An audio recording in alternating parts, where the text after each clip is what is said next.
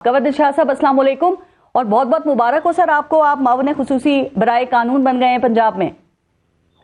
हाँ, ये तो सिलसिला केयरटेकर गवर्नमेंट का ही है और उसमें हमें जो असाइनमेंट दिए गए उन्होंने as a advisor to chief minister for का अपना law and justice and parliamentary affairs. तो चले अब आप हुकूमत का हिस्सा बन गए ना, तो ये आपकी हुकूमत में हो क्या रहा है सर? बन गए हैं। तो ये क्या हो रहा है हुकूमत के अंदर? ये क्या दफा 144 लगाकर ये जो सियासी एक्टिविटीज हैं इनको रोकना और इंतखाबी मुहिम में रुकावटें डालना, आपके ख्याल में ये एक आईनी अमल है? निगरान हुकूमत अपने मैंडेट से तजावुज तो नहीं कर रही?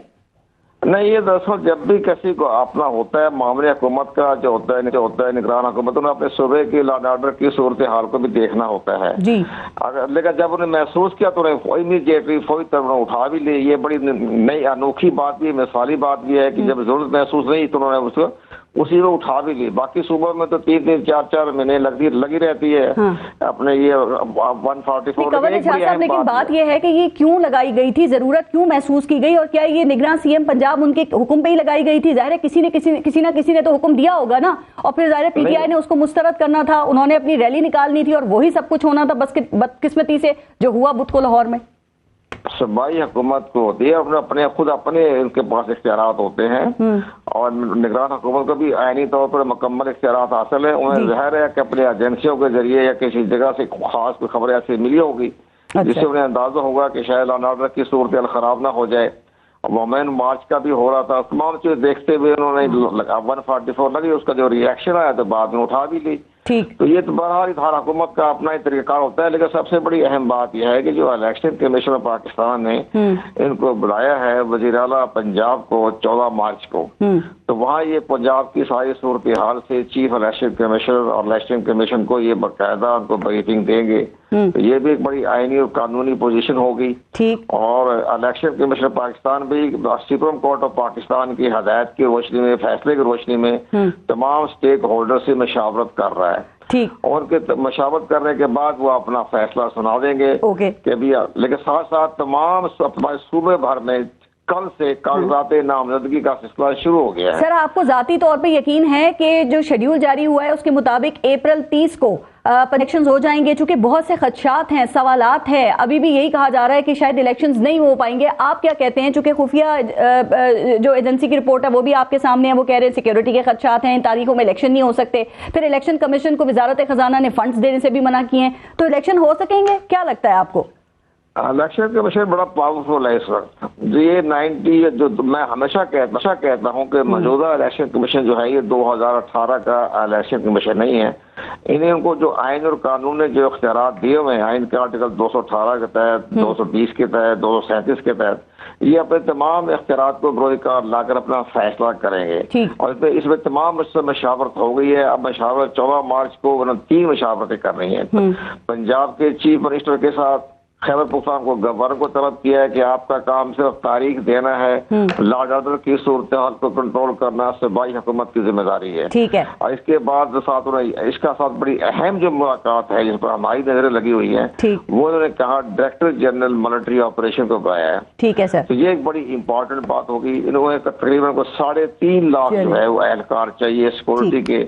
पोलिंग स्टेशन की बाकायदा जैसे तरीकेकार होता है। ठीक है। अभी पोलिंग स्टेशन जो बन रहे हैं इसको 70,000 पोलिंग स्टेशन बनेंगे दोनों सूबों में। पंजाब में है सर, ये तो हो रहा है सब, लेकिन क्या गवर्नर शाह साहब आप ये यकीन दहानी करा सकते हैं कि इन इलेक्शंस में पॉलिटिकल पार्टीज को आजादी के साथ अपनी इलेक्शन कैंपेन चलाने की आजादी होगी, लेवल प्लेइंग फील्ड मुहैया की जाएगी, किसी की राह में कोई रुकावट नहीं डाली जाएगी? ये यकीन दहानी आप करा सकते हैं?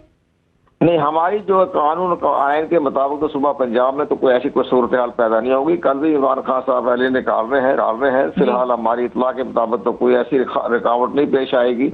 लेकिन साथ साथ अगर कानून को किसी ने हाथ में लिया तो ज़ाहिर सूबाई हुकूमत की जिम्मेदारी आयद हो जाती है कि एक्शन लें।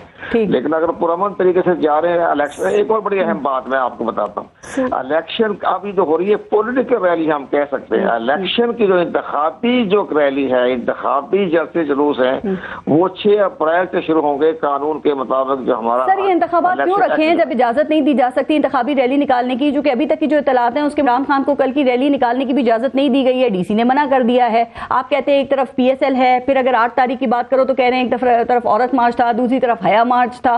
तो सर, इस वक्त में क्यों रखे फिर इंतखाबात? یہ تو صوبائی گورنمنٹ کی اپنی صوابدید پہ خیال ہے. ہمارا کام صرف آئین اور قانون کے بارے میں بات کرنا ہوتا ہے. باقی جو صوبائی میٹر ہے وزارت ان کا داخلہ بھی ہے, تمام سسٹم بھی ہے, اس کے مطابق اپنا فیصلہ کریں گے. میں ان کی طرف سے تو نہیں بات, ان کی طرف سے تو گورنمنٹ کا جو ترجمان ہے وہ بات کر سکتا ہے. میں صرف آئین اور قانون میں اب ذرا قانون کی بات ہی آپ سے پوچھ لیتی ہوں. آپ معاون خصوصی برائے ہیں پنجاب میں. سر مجھے یہ بتائیے کہ آج نگراں وزیر اعلیٰ اور جو آئی جی پنجاب ہیں انہوں نے پریس کانفرنس بھی کی تھی. جو پاکستان تحریک انصاف کا کارکن ہے ذل شاہ, اور اس کی جو موت کا انسیڈنٹ ہے اس کو ایک ایکسیڈنٹ قرار دیا گیا ہے, اور دوسری طرف اس سے پہلے جو پوسٹ مارٹم رپورٹ آئی ہے وہ بدترین تشدد بتایا جا رہا ہے, اس کی کہانی سنا رہی ہے. اس حوالے سے قانون کیا کہتا ہے؟ اس کے بعد بات یہ ٹھیک ہے, جو ورثہ جو ہے باقاعدہ اس کی ایف آئی آر درج کروائیں اور ہائی کورٹ میں بھی اپنا مقدمہ دائر کر سکتے ہیں. جے آئی ٹی بھی بن سکتی ہے تاکہ صحیح صورتحال سامنے آ جائے. پنجاب گورنمنٹ نے اپنا پوائنٹ آف پیش کر دیا ہے. اب جو ان کے جو ورثہ ہیں وہ اگر چاہیں تو باقاعدہ ایف آئی آر بھی درج کرا سکتے ہیں, ہائی کورٹ بھی جا سکتے ہیں, جے آئی ٹی بھی بنا سکتے ہیں. تو ان کی سر وہ پی ٹی آئی کہہ رہی ہے کہ جو ان کے والد ہیں نا وہ دباؤ میں آ کے اس طرح کے بیانات دے رہے ہیں, جیسے کہ آج انہوں نے یہ کہا, انہوں نے پنجاب حکومت کو کوئی ذمہ دار قرار نہیں دیا ہے, وہ کہہ رہے ہیں تحقیقات ہونے دیں. تو پی ٹی آئی تو کہہ رہی ہے کہ ان کو دباؤ میں لا کے اس طرح کے بیانات دلوائے جا رہے ہیں. یہ تو نے مفروضہ یہ ہے نا کہ ان کو دباؤ ڈالا گیا ہے. ان کے والد صاحب بڑے بزرگ آدمی, ہم نے بھی ٹی وی پہ دیکھا ان کا. ان تو بزرگوں پہ کیا دباؤ ڈالنا ہے؟ تو یہ تو بظاہر ہے یہ تو سیاسی باتیں ہوتی ہیں, سیاسی باتیں ہو گئی. لیکن بہرحال جس کا افسوس کی ناک ہے, ایک اپنا ایک اسپیشل نوجوان تھا, جیسے ہوا بڑا افسوس کے ساتھ واقعہ پیش آیا. ایسا نہیں ہونا چاہیے, لیکن ہم کوئی سبق نہیں سیکھتے ان چیزوں سے. سر وہ کہہ رہے ہیں, عمران خان کہہ رہے ہیں جوڈیشل کمیشن بنائیں, وہ ان کا مطالبہ ہے. تو بننا چاہیے آپ کے خیال میں بھی؟ چونکہ دیکھیں یہ حکومت تو اس کے بارے میں کہا جا رہا ہے جو نگراں حکومت اس وقت پنجاب میں ہے یہ تو متنازع ہو چکی ہے. تو پھر کیا الیکشنز بھی آزاد اور غیر متنازع ہو سکیں گے؟ اور آپ نہیں سمجھتے کہ غیر جانبدار کمیشن سے انکوائری ہونا چاہیے یہ ذل شاہ کے کیس کی؟ بخار ہے بالکل. اگر ان کے ورثہ اگر جانا چاہیں تو باقاعدہ جا کے اپنے اس کی انکوائری کروا سکتے ہیں. لیکن جہاں تک آپ فرما رہی ہیں نا کہ نگران حکومتیں بن گئی, جتنی بھی ہماری نگران حکومتیں بنتی ہیں یہ ہمیشہ اسی طرح کے ایلیگیشن لگتے رہے ہیں.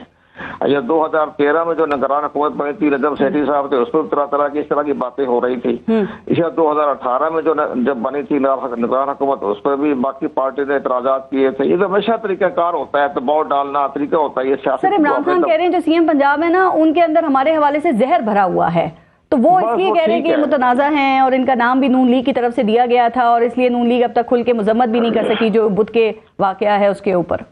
لیڈر آف دی اپوزیشن کی طرف سے نام تو عمران خان صاحب کی پارٹی کی طرف سے بھی گئے تھے, ان کی طرف سے بھی گئے تھے, جس پر الیکشن میں جو فیصلہ کیا وہ اپنا آئینی قانون پر فیصلہ کر دیا انہوں نے آرٹیکل 224 کے تحت. یہ سارے معاملات چلتے رہتے ہیں, پڑتا ہے, پریشر پڑتے رہتے ہیں. انتخاباتی عمل میں ہم نے بھی دیکھا ہے, ہم نے بھی آزادانہ رائے دی ہے, آپ نے بھی دیکھا ہوگا, ہمیشہ اس طرح کے چیزیں چلتے رہتے ہیں. فی آپ تیاری کریں, انشاءاللہ امید ہے کہ 30 اپریل کو بالکل موقع ملنا چاہیے سب کو اپنی آزادانہ طریقے سے الیکشن کیمپین چلانے کا, اور بھرپور تیاری کا بھی. بہت شکریہ آپ کا.